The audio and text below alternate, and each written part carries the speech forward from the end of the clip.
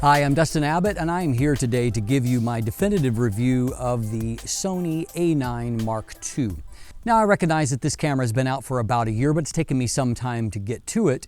The upside is that about a year ago, I actually purchased an A9 for myself. And so I've had a year to actually use the predecessor to this camera to become very familiar with it. And I will be using that as a baseline to compare the A9 Mark II. And so we'll highlight what has changed, what hasn't changed, and hopefully give you some comprehensive information to help you to make that choice. Now, this is our definitive review. And so it is a long format review. We're going to look at a lot of things in detail to really help you to have an informed buying decision. And so if you want a faster, more to the point review, I recommend that you watch the standard review instead. Today's episode is brought to you by Ridge, the wallet redefined. It's time to ditch that bulky old wallet full of stuff you don't need and move to a sleek aluminum, titanium, or carbon fiber Ridge wallet. It takes up a little more room than a credit card, has RFID blocking technology to protect your information, and comes with a lifetime warranty. Visit ridge.com/Dustin and use code Dustin to get 10% off your order, along with free shipping worldwide.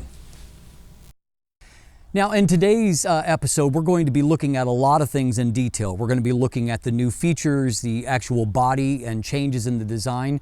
We're going to be looking at the shutter, the buffer, the tracking abilities, autofocus potential of the camera. And then we'll also be looking at the image quality, a few of the video features, and then giving you a conclusion about all that in the end. We're going to start off by taking a look at the build and feature set and take a look at the specifications, what's changed and what hasn't, what should have changed in comparison to the original A9. Let's jump in and take a look. So let's take a quick look at the physical overview, what has changed, what hasn't on the new A9 Mark II as compared to the original A9. So taking a look at the physical dimensions, the overall width here is 128.9 millimeters versus 126.9 millimeters. So 2 extra millimeters of width of the camera. The height has grown also just a small amount. So it's now 96.4 millimeters versus 95.6 millimeters. So less than a millimeter difference in height. The biggest change, however, is to the grip depth, and that's where the depth is going to be measured at. And so it is 77.5 millimeters versus only 63 millimeters here. And so that primarily goes into extending the grip. The original A9 series, for those of us with larger hands, there's nowhere for your pinky to go naturally there. You can't, there's not even enough room, and it's too slick there to really have any kind of purchase there at all. The improved grip here, while I would love the camera to actually be a few millimeters taller, so I have a little bit more pinky room. It's canted in a way and designed in a way where I can actually grab the whole camera with my whole hand. It's a much more comfortable grip. And so that's a huge improvement there. Similar on the A7R Mark IV, those bodies physically are extremely similar. And so that's the nicest physical improvement. Now, the actual weight, although the camera has grown a bit in size, the weight really hasn't. It's 678 grams versus 673 grams. So only 5 grams difference.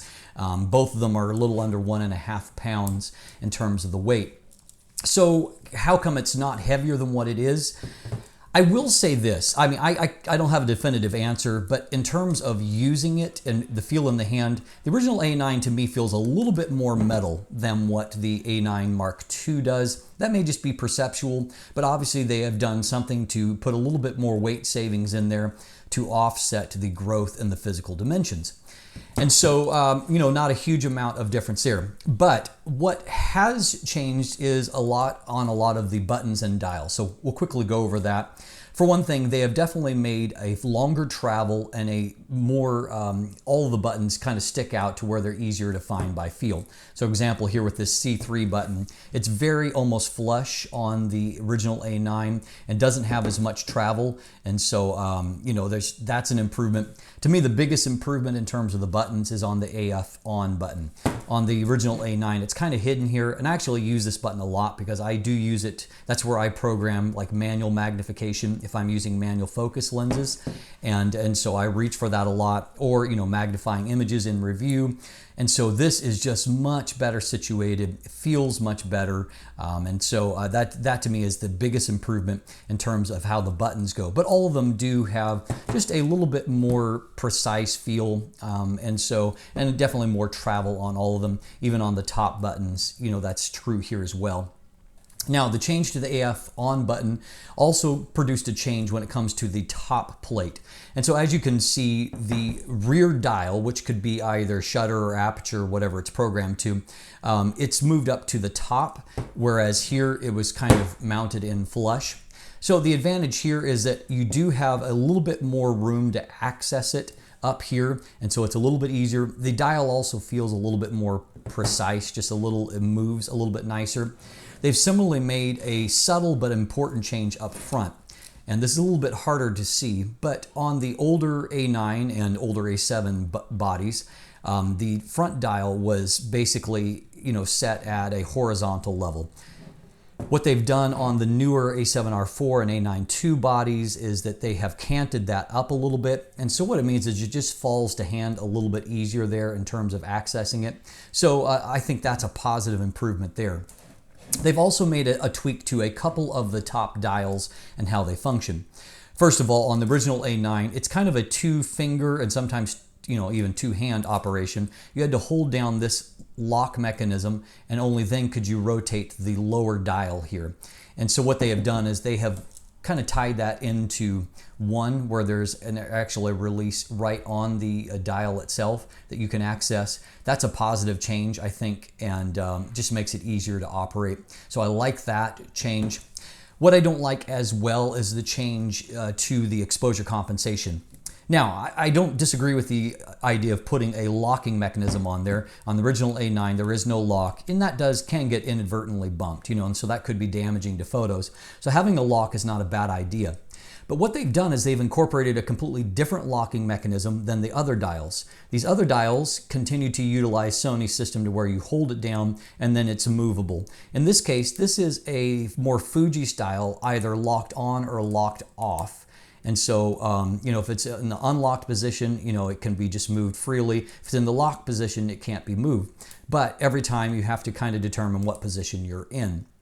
I would prefer them to just have been consistent, and I see no real advantage over that locking mechanism. And having a different kind of lock for only this dial, I don't like that change so much myself. I prefer this style, and that's personal preference. But anyway, that's the way I feel about it. Now, when it comes to the actual screen and viewfinder, they are unchanged here. And I'm more surprised when it comes to the viewfinder in that they put a higher resolution viewfinder in the A7R Mark IV and elected to not put it here. And that seems odd to me since this is the flagship camera. So we continue to have a 3.68 million dot viewfinder here, same as what we have in the A9. Also, screen resolution is still at 1.44 million dots on the LCD screen. Unfortunately, not really any improvements that I can tell when it comes to the touch sensitivity. That continues to be, to me, a liability. Instead of fully articulating, we do continue to have a tilting screen, which of course is not really useful when you're in a portrait or vertical orientation, because it doesn't tilt up to allow you to see it there. So I think that at some point a move to a fully articulating screen is probably a positive move for them. Now, another area that hasn't definitely improved is as it comes to how these doors open. So let me just first show you on the original A9. I really hate this design because it's just like floppy. You open them up and they're always in the way, particularly if you're trying to access two things. You're trying to get this out of the way so you can access. It's terrible. I mean, it is not a very professional design. I don't know if you can see this as well. There's not a whole lot in terms of seals in these either. And so they've definitely made improvements here. Even this is the least, kind of changed. It still just folds down. It's not a door, but it opens up in a logical way. And you can also see there is much more logical seals all around to keep dust and moisture out of it. And then, so it seals back up better. And then a huge improvement is that these are actual doors now that you can open up. They stay back out of the way. They give you better access to everything here. And so, you know, another improvement that has come just looking in this is that there is an additional port here. You now have a USB-C that can be used either for charging or for data transfer. You also have a continue to have a micro USB port, you know, that you can use for controlling other things. You know, it's kind of a multi-port. You have a a micro HDMI output as well. Then you also have headphone and you have microphone inputs.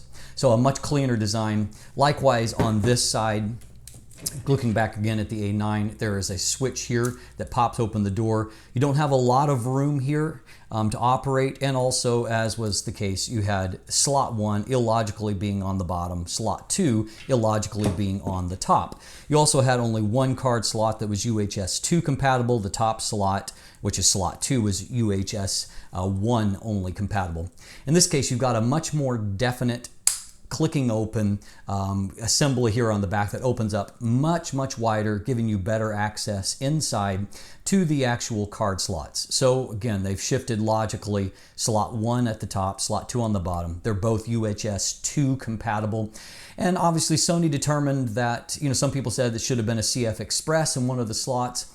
Sony obviously felt like they had enough bandwidth with UHS 2 in the A9.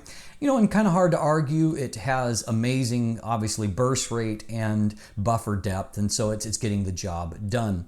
One other area of, you know, intense focus on this particular camera is when it comes to connectivity. We have got upgrade to the Ethernet port here with faster transfer speeds, ability to do FTP and other type encrypted uploads. You also have an improvement in the built-in Wi-Fi going from 2.4 gigahertz to a 5 gigahertz. And so what this is really designed is giving you more options, you know, even with the USB-C upgrade, is for transferring your information more quickly. This really is designed around those that need to deliver images to clients, you know, maybe during a sporting event or during a, you know, journalistic type event. And so improvements are really designed around that connectivity and the type of working professional. We see less upgrades here in terms of what, you know, your average consumer might want, but more refinement that comes with the transfer of information and enabling working professionals to do their job better. So out of all of that, I would say what stands out to me the most is the improved grip. The camera does feel a lot better in the hand. And of course, for the most part, the aided functionality really does help everything.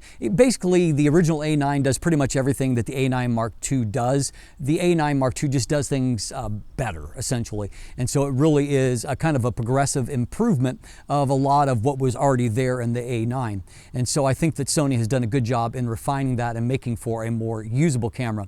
My chief criticisms here is that and I'll continue to beat this drum until Sony makes the change, but I really think Sony is capable of giving us a more fully realized touchscreen, and there really is no progress on this, and I'm really shocked by it. And so I just think that they could do a better job. You know, I basically review 3 different, you know, kind of brands, Canon, Sony, and then Fuji, and both Canon and Fuji are definitely further along in touchscreen performance than what Sony is, and I don't quite understand why that's the case.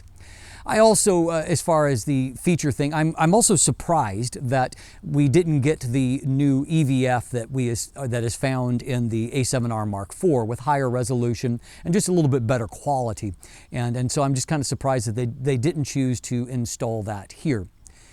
Let's pause and talk about video here for a moment, because in many ways, there's not a whole lot that's changed on the video front. We still have the same specifications, and so 4K still tops out at a 30 frame per second mode, and so no 4K 60 or anything higher than that. You basically have nothing new in terms of specification, and so that I think is a bit of a knock against the A9 Mark II, because it really in so many ways is a fantastic video platform, and I use my A9 as much for video as I do for anything else. And part of that is because I don't mind using the footage right out of the camera, because that leads us to a second really weird thing. And that is that the original A9 did not have Sony's picture profiles. And so no S-Log and options like that for HDR. And so everybody kind of thought, since this was tech that was on a lot of Sony's lesser cameras, we all thought that surely it would come via firmware update. And of course, Sony has done a lot of firmware updates to the A9. But that never came.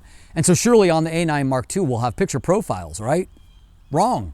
And so it seems a really, really puzzling subtraction that's not there.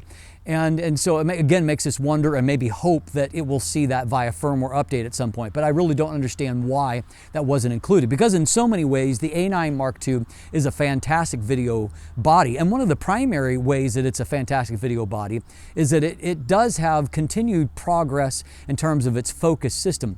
And so while the raw specs on the focus system are similar, and so you've still got a 93% coverage across the frame. You've still got 425 contrast points, contrast AF, and I think 693 phase detect AF points that are actually selectable. And so I mean basically the whole frame for the most part is covered with autofocus points.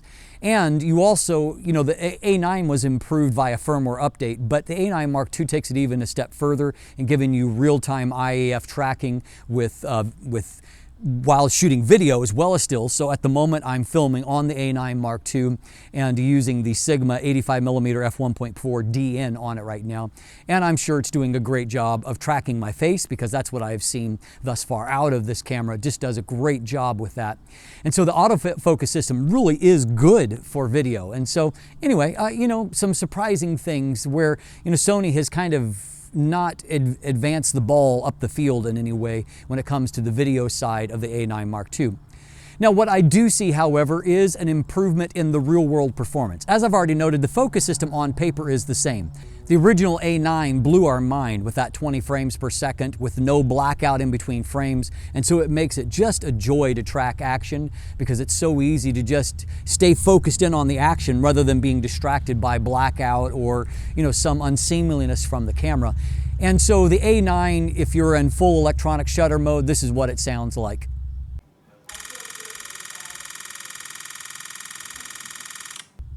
Pretty impressive. Now the A9 Mark II, when it comes to electronic shutter, is basically the exact same. Here's what it looks like when you're firing off 20 frames per second in electronic shutter mode.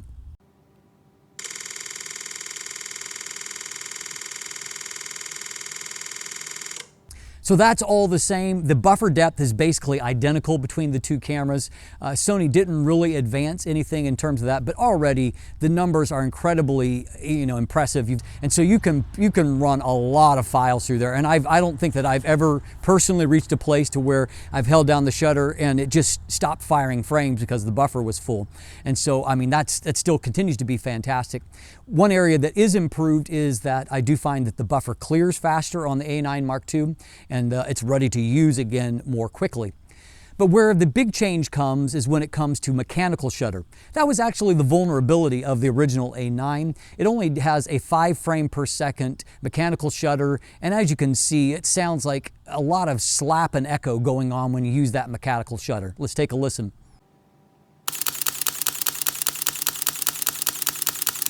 Kind of rough sounding, I think you could agree.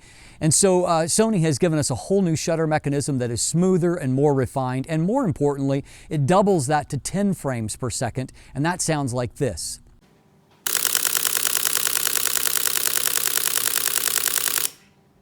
So a smoother, better, mechanical shutter gives you a lot of other flexibility, including, when it comes to using with strobes, which requires you to use mechanical shutter, but also probably even more important for the target audience of sports or event shooters for the A9 series is that we've now finally have a flicker detect mode. And so what that'll allow you to do is to eliminate kind of the uneven results you get under, lights that cycle, like sodium lights, for example, which are really common in a lot of venues or outdoor stadiums. And those cycle both color temperature and the intensity of the light. And so if you're shooting off frames per second, you'll have a number that are throwaways just because of the flickering that's happening across the frame.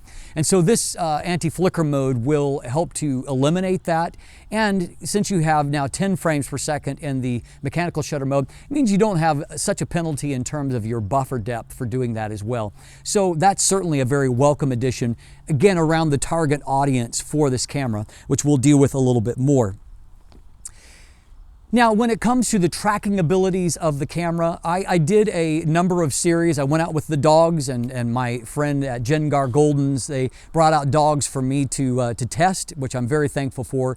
I used a kind of a more attainable lens, the Sigma 100 to 400 millimeter DN that I reviewed earlier this year. And what I found is that with the original A9, as you can see in this sequence, it did a good job, except for there was one segment where it dropped back with back focus for a little while. And what I did also found is that I tended to have more just the dancing phase detect points and less of the actual eye detect in animal eye detect mode as the sequence came up. When I threw the lens on the A9 Mark II, what I found is that I got eye detect much earlier and much more consistently. And as a byproduct of that, I don't have any really dropped frames at all. I had much more consistent all throughout the sequence of, nearly 90 images over that, burst. They're almost all very close to either perfect or very good focused. And so progress there. I also tried, just for the fun of it, out at the same time I threw on the Canon 100 to 400L Mark II, and I used the Sigma MC11. And I found that it is a little bit better on the A9 Mark II. It's, now that I've used native lenses, though, it's really not the same. And so a lot more back focus in that scenario. However, Sony does continue to improve things to make it easier to adapt lenses. However, these days there's less need for it because the catalog of lenses for Sony's has expanded so dramatically over the last couple of years. And so, definitely improvement. And so on paper, the focus system is the same. In real world use, there's definite improvement and you're getting much more keepers, even above the already impressive results that we got with the original A9.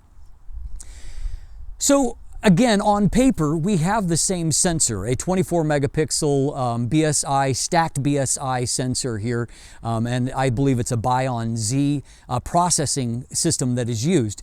But while on paper we have the same sensor, it's clear that Sony has really improved the readout and the way that information is processed. Because when I did a lot of comparisons, I found that we do have improvements from the A9 to the A9 Mark II. So why don't we take a look at that together? So let's start by taking a look at giving ourselves a baseline here as far as the dynamic range of the A9 Mark II. And so if we take a look at a pixel level, we can see that various aspects of text are all nice and visible. We can see into areas that would potentially be shadowed, that everything is nice and clean.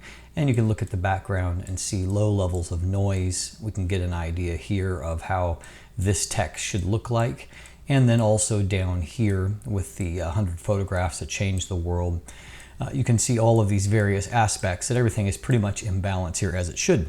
So in our next series, we're going to go 4 stops in either direction, underexposing and then overexposing, and then bringing it back to that baseline that we looked at in post by adding stops back in. And that kind of shows you your ability to recover shadows and highlights. Now in this case, the 1 stop underexposed is actually closer to what my preferred exposure value would be stylistically for this particular shot. But anyway, we're wanting to use a very even result for this. So as we can see, obviously highlights are not going to be a problem because we're going in that direction. And I actually like the underexposed text a little bit better here. But what we're really going to look at is how we're doing in terms of recovering areas that are starting to get crushed, the shadows, and how they're coming back. So for example, in the script, our dynamic range still looks really good. Contrast still restored well. And at 1 stop, we don't really see any kind of additional noise that's been introduced by raising those shadows back up, and neither would we expect to at 1 stop. So in this case, we've got the recovered 1 stop underexposure compared now to a 2 stop underexposure. So looking at it globally, it looks fairly similar, though I think there's a little bit more kind of noise in this section. It's just not quite as smooth, a little bit of extra discoloration. Not much, but if you look at it at a pixel level, you don't see it much. But just looking at it globally, I just don't think it's quite as clean. However, what we can see is that there's really not any additional noise. The contrast on the recovery, on the grip on the right side still looks very similar to that on the left side. So very little penalty, I would say, for recovering 2 stops of exposure. So taking it 1 step further, I've got the 1 stop of underexposure on the left. We've got a 3 stop underexposure on the right. And so taking a look at the image globally, it is a little bit it's not quite as clean here in this area here, looking at it globally. But once again, if we pop in and we look at it on a pixel level, there's really not a lot of additional noise necessarily there in that area. It looks pretty clean overall. Let's go over to the KR5. This is a good test here. You can see that we've lost a little, it's a little bit duller looking. So we've lost a little bit of contrast in recovering the, trying to bring highlights back that far. But not a lot here inside in terms of noise. Everything looks pretty clean. And in this area, which is black and should be black, I don't see a lot of additional roughness that we have introduced. You can see a little bit, it's a little bit less smooth in this area, but overall it's still obviously a very, very usable end result. So now we have the extreme, still that one stop underexposure recovery for our baseline, and now 4 stops on the right side.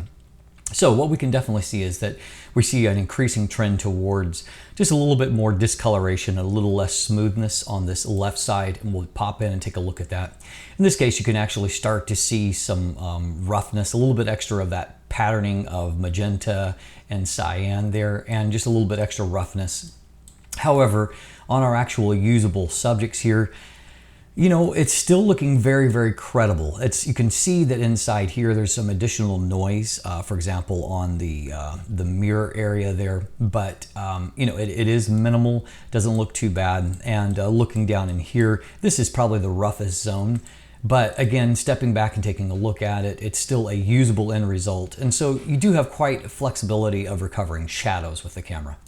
And this does give you an idea of how heavily we've had to recover. And so in this case, you can see that, those areas like on the grip texture here, those were completely crushed. And so we have restored that pretty nicely, all things considered.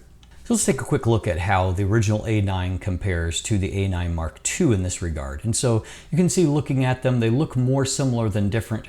However, I will note that I think that the yellow on the veneer looks a little bit more natural on the A9 Mark II.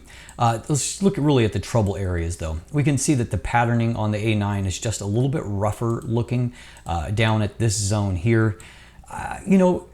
I think that they're probably more similar than different. However, I think the blending, the information is blended in here a little bit better on the A9 Mark II. And if we look at the zone here inside the mirror, I don't see a radical difference between the two. However, what I will point out is that there's less dynamic range that's retained in clarity here in this grip, whereas it still looks more natural on the A9 Mark II. And so I do see an improvement that's there. You just look at the general noise here. It's much rougher looking than what it is on the A9 Mark II. So there's no question they've done a better job with shadow recovery on the A9 Mark II. So now we're going to go in the opposite direction. So what we have here is a one stop of overexposure, and on the right side we see the recovered amount. So things that we're really going to be looking at in particular is the face of this old Kodak timer, because this text is going to start to disappear, and we're going to look on the right at our ability to recover it, which at this point is really good. Looking also up at the veneer book, you can see how that as we start to overexpose, this area is going to start looking really rough. And so we're looking at our ability to recover that. And then also, down at the editors of life, all of this text here is going to start to really blow out. So we're looking at our ability to recover that. So obviously no problems with a one stop of overexposure. We've pulled everything back, no loss of information. So now we have recovered it 2 stops here on the right side. So looking at it globally, first thing I do want to point out is that the color of the veneer book, the yellow, is a little less even. You can see there's a little bit of a blown out highlight there that's not really fully recovered.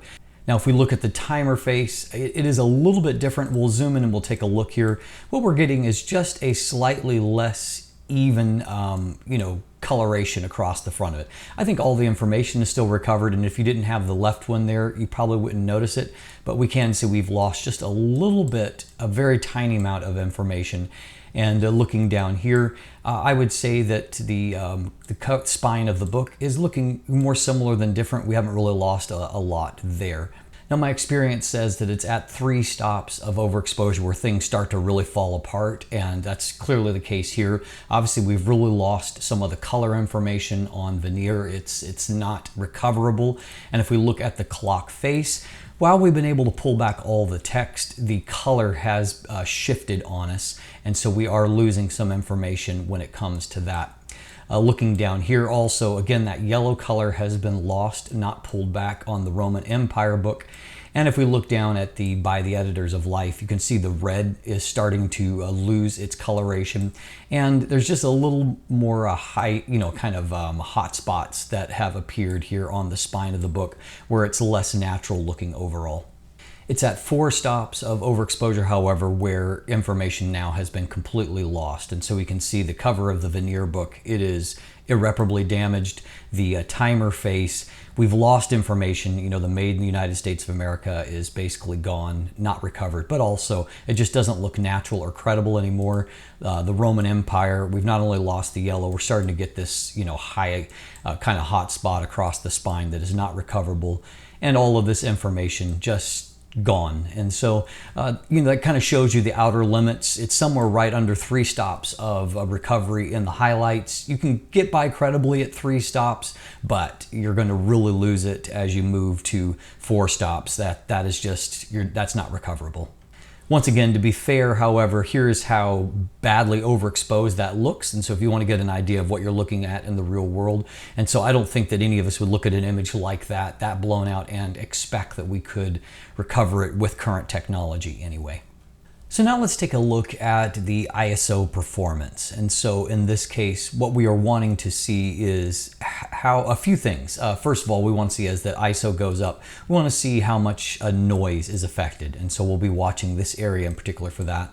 We'll also want to see how colors are affected. So we'll watch the yellow here, this red spot down here, the purple, just kind of those bright things. And then the other thing that I think is really important is to keep an eye on how our dynamic range is affected, our contrast looks as we begin to raise the ISO levels.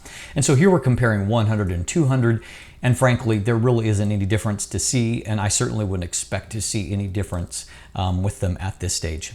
So if we push it on up to ISO 400 at a global level, not looking any different. So looking at our contrast levels, they are still highly similar. Looking out here, there's not really any additional noise to see, and our colors are still staying quite true. So now at ISO 800, looking at the image globally, they still look highly similar. Yellow still looks quite the same. Zooming in here and taking a look at our contrast, and the contrast still looks fairly similar. I think there's just a tiny bit of loss, but nothing really significant there. Not really any additional noise that I'm yet seeing, and colors still are staying true.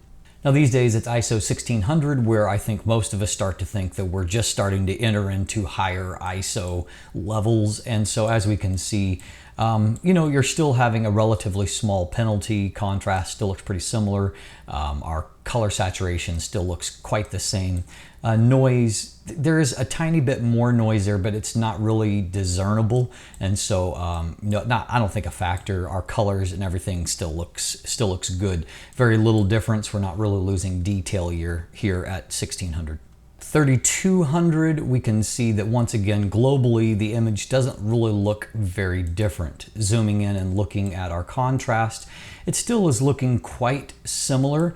And looking down here, you can start to see a little bit of additional noise that's starting to creep in on the wood surface. In terms of our color saturations, they are still very similar. And so I don't really see a problem there. Now I think at ISO 6400, we're definitely getting into the range where most of us start to feel we're operating at high ISO values.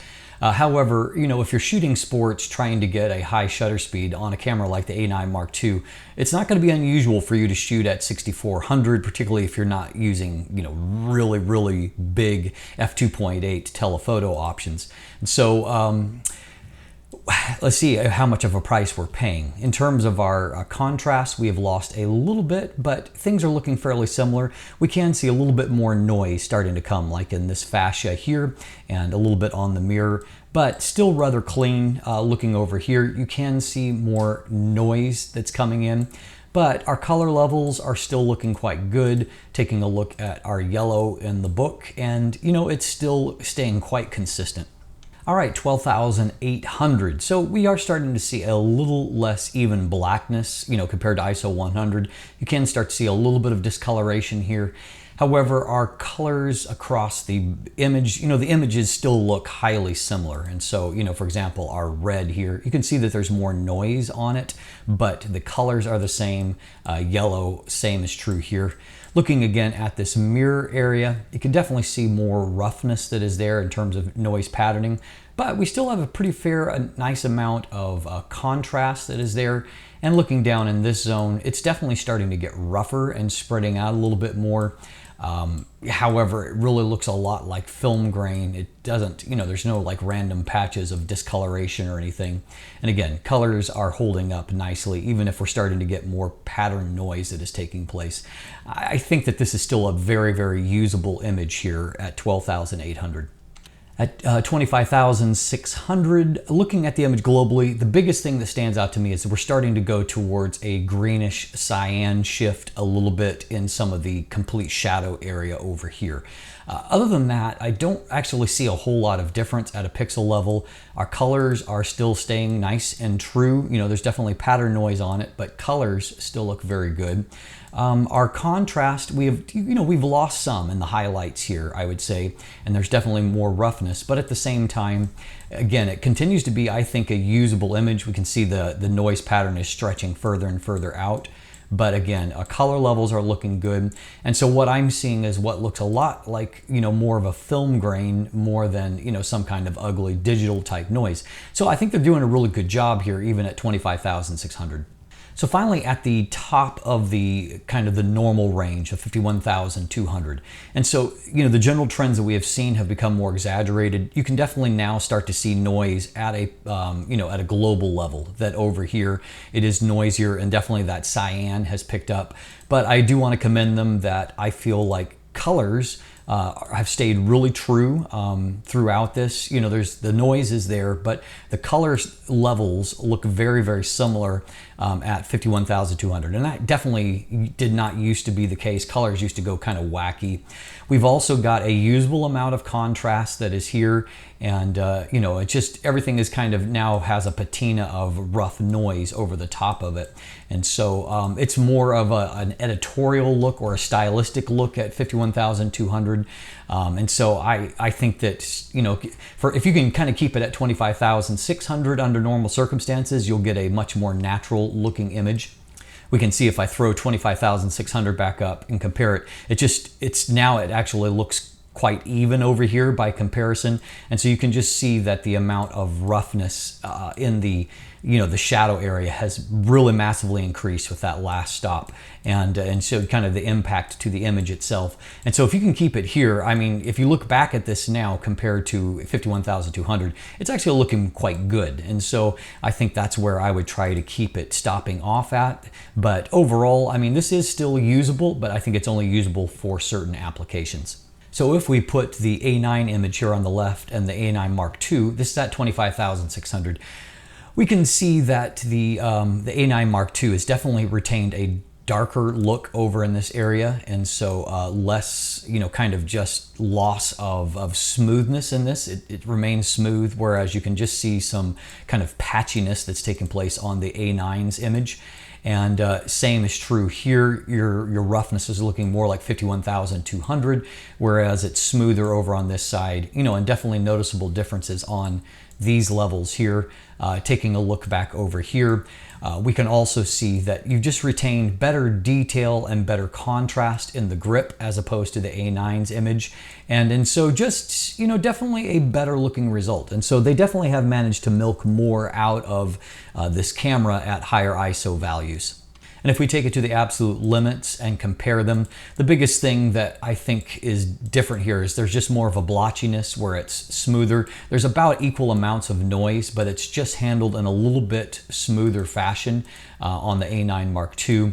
And definitely here looking at the grip, you can just see that there's better, just kind of brightness to the highlights. So they've retained a little bit better contrast at higher ISO values. And looking over here, it's in this area, the noise is very rough on both of them, but you can see there's just, there's banding that is there on the A9 that the A9 Mark II has managed to eliminate. So even at the extremes, I think that the A9 Mark II shows improvement. So as you can see, in the real world, there's definite improvements there, both at high ISO levels and then also in dynamic range. And the actual rating, according to like DxO, is that we've gone from somewhere around 13.3 stops of dynamic range on the A9 to 14 stops from the A9 Mark II. So it's not still yet at Sony's highest level, but now it is very much in the conversation. I think the highest that we've seen out of a Sony camera is 14.7 stops. And so at 14 stops, you know, you're definitely getting very close there. And so, I mean, I think for most people in most situations, the dynamic range is going to be sufficient for you. So to sum things up, it is very clear that we have a different kind of camera upgrade here from Sony. I kind of blame Sony for creating a certain expectation for its audience, and I think that that's why the response to the A9 Mark II has been maybe a little bit more tepid, and that is that Sony has kind of trained its audience that every time they come out with a new camera, it's going to be this, you know, revolutionary technical marvel. It's going to have new technology that no one else has seen before. That's not the case with the A9 Mark II.